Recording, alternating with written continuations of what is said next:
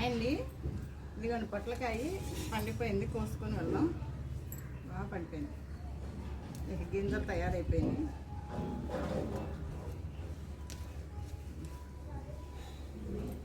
తీసేస్తాను, ఇంకా ఈ పొట్ల తీగ కూడా తీసేస్తాను మొత్తం, ఎందుకంటే ఇప్పుడు చెట్టు అంతా అయిపోయింది.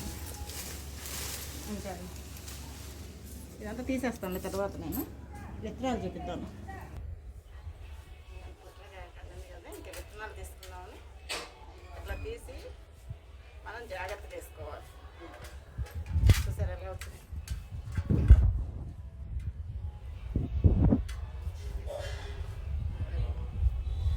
ఇది మనం కంపోస్ట్ వేసేసుకోవచ్చు. ఇట్లా పిండేస్తే విత్తనాలు చూడండి, చెట్టున ఇట్లా పండిపోతే గింజ చక్కగా వచ్చేస్తుంది. గింజ కూడా వేస్ట్ అనేది పోదు. అందుకే నేను ఎప్పుడు చెట్టుని పండే వరకు ఉంచుతాను. సొరకాయ అయినా కూడా సొరకాయ ఎండిపోయే వరకు ఉంచుతాను, ఇదే కొంచెం పండే వరకు.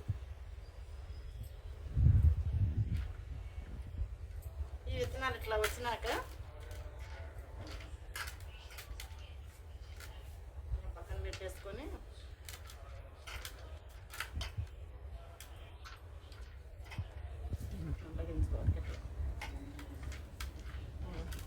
ఇలా పక్కన పెట్టేసుకున్నాక ఇట్లా పిడకలో కొట్టుకోవాలండి.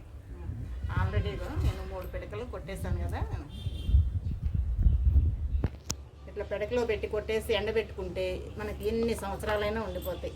విత్తనం అనేది పాడవదు.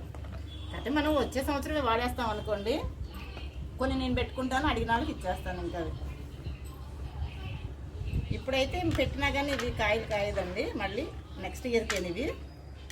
అందుకని ఇలా తీసి పక్కన పెట్టేస్తున్నాను. పెట్టి పేడ తెచ్చేసి దానిలో పెట్టి కొట్టేస్తాను గోడకి.